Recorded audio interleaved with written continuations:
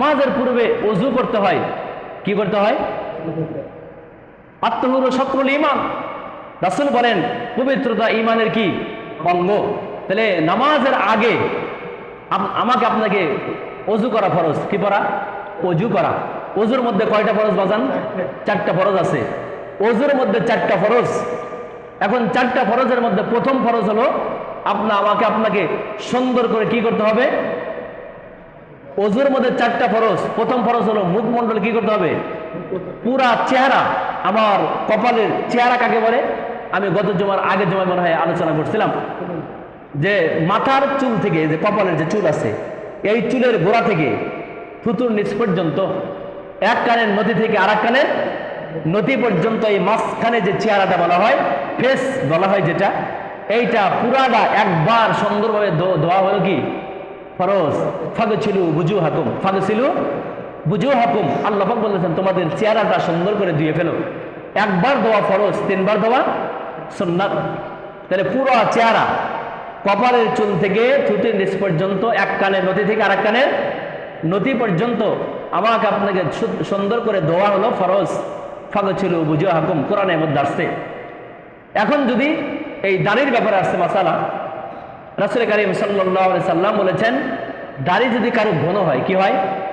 ঘন, এমন ঘন যে চামড়া দেখা যায় না, এরকম ঘন দাড়িওয়ালাদেরকে আপনার চেহারা ধুইবে, কিন্তু তাদের দাড়ির মধ্যে পানি পৌঁছানো জরুরি না। দাড়ির মধ্যে পানি পৌঁছানো কি না জরুরি না, ভালো করে বুঝবেন। অনেক সময় মাসালা না বোঝার কারণে এটা উল্টা পাল্টা বোঝে এবং উল্টা পাল্টা আমল করে, আবার এটা নিয়ে উল্টা পাল্টা কি হয়? আলোচনাও হয় যে হুজুর এই মাসালা বলছে। ভালো করে বুঝবেন, দাড়ি যদি ঘন হয়, কি হয়? ঘন হওয়ার কারণে চামড়া দেখা যায় না, তাহলে ফিকহি মাসালা হলো আপনার বেহেশতে জিয়রের মধ্যে কুদুরের মধ্যে এবং আপনার মালাবুদ্দা মিনহুর মধ্যে মাসালা আছে। সেটা হলো যে চামড়া যদি কারো দেখা যায়, ঘন দাড়ি, চামড়া দেখা যাচ্ছে না, তাহলে তার দাড়ির মধ্যে পানি পৌঁছানো জরুরি না, সে দাড়ি এই চেহারাটা ধুয়ে ফেলবে, এটা তার জন্য ফরজ। কিন্তু দাড়ি যদি কারো হালকা পাতলা হয়, কি হয়? হালকা পাতলা হয়, যেমন আমার দাড়িতে চামড়া দেখা যায়, পাতলা দাড়ি, এরকম যাদের পাতলা হালকা দাড়ি, চামড়া দেখা যায়, তাদের জন্য কিন্তু শুধু চেহারার ধুলি হবে না, তাদের জন্য দাড়ির ভিতরে দিয়ে পানি পৌঁছানো জরুরি। পাতলা দাড়ির মধ্যে গোড়ায় গোড়ায় পানি পৌঁছানো জরুরি। যদি পানি না পৌঁছায়, ওযু সঠিক আদায় হবে না। তাহলে ওযুর প্রথম ফরজ হলো চেহারা সুন্দর করে দেওয়া।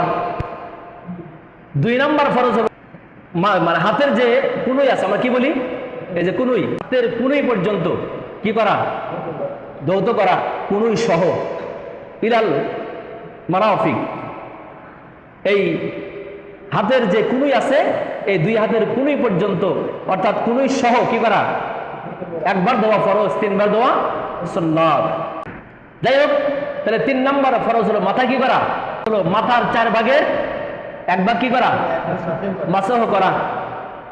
ওয়ামসাহু বিরুসিকুম, আল্লাহ পাক বলতেছেন মাসহ করো তোমাদের মাথা, মাসহ করো তোমাদের মাথা। ওয়ামসাহু বিরুসিকুম, মাথা মাসহ করা। এখন মাথা মাসহ করার ব্যাপারে কতটুকু মাসহ করবেন মাসালার মধ্যে আসছে।